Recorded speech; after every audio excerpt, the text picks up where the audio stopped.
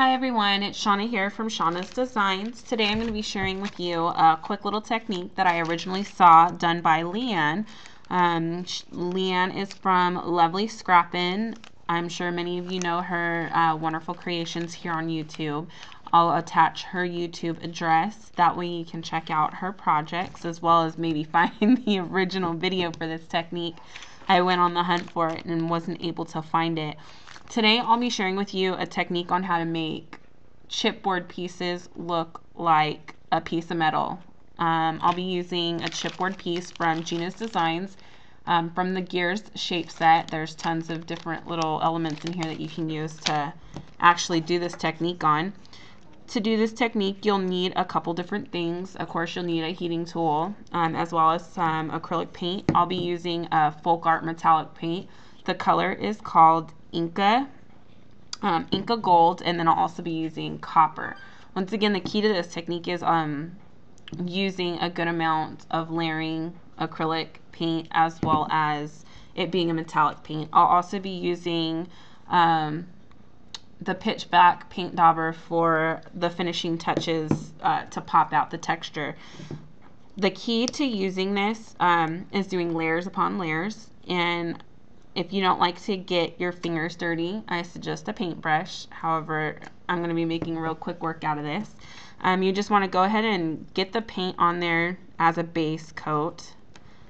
And then we're going to heat set every single layer that we do until we like the amount of texture on that we like on this piece. So of course, you don't want to burn your fingers off, so you'll see me use my little paper piercing tool.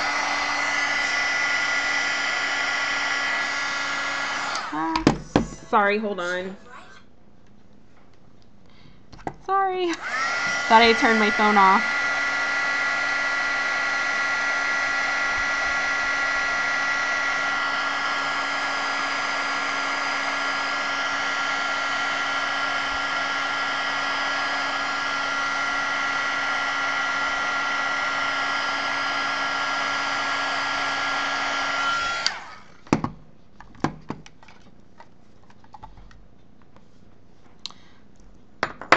And then when you see that texture, you'll just want to go ahead and kind of bog it down a little bit. I'm going to go ahead and do my second coat with the copper just to add a little bit more color to this. And then again, heat set it.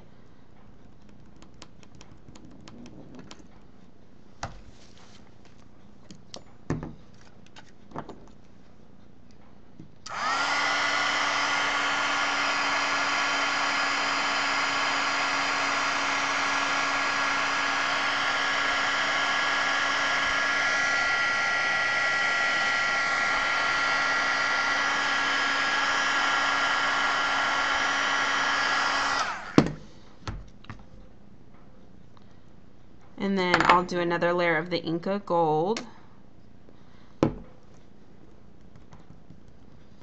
Kind of buff it out. I guess you could also use like a rub and buff, but I don't know if it'll give you the exact texture that you want for this creation. Do another heat set.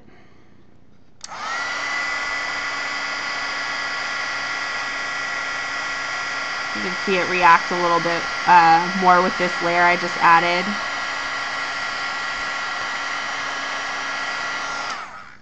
Okay. And again, you just want to push it down a little bit. I'm going to go back in with another layer of the copper. Just not everywhere, just in some spots. Because again, we're building up on layers. Let me see if I can get a better view of that. The camera just doesn't like to focus.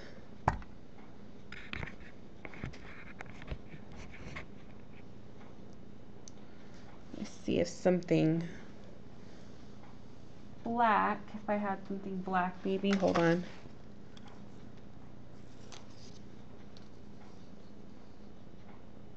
Nope, that doesn't help it. There we go. That works perfect. Hopefully I don't set the paper on fire. You should be able to see this react really well with this layer.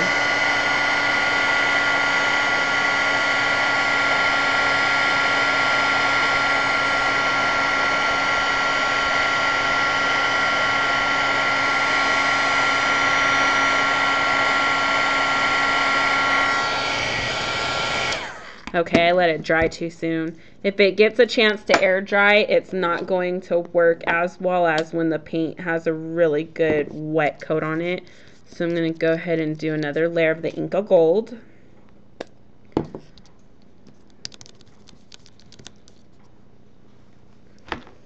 And then let's heat set that. You want to do it while the paint's really wet.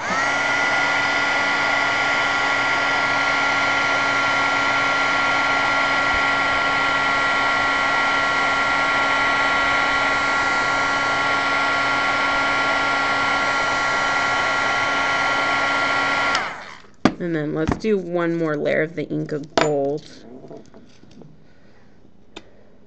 And then after this coat, I like the way the texture looks, so I'll probably call it quits. Of course, you can keep building more and more layers of ink if you want it to be more texturized.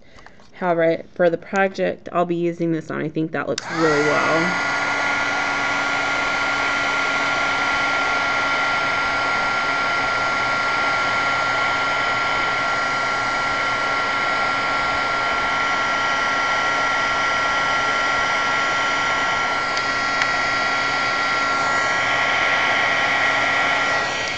Once it's good and dry, you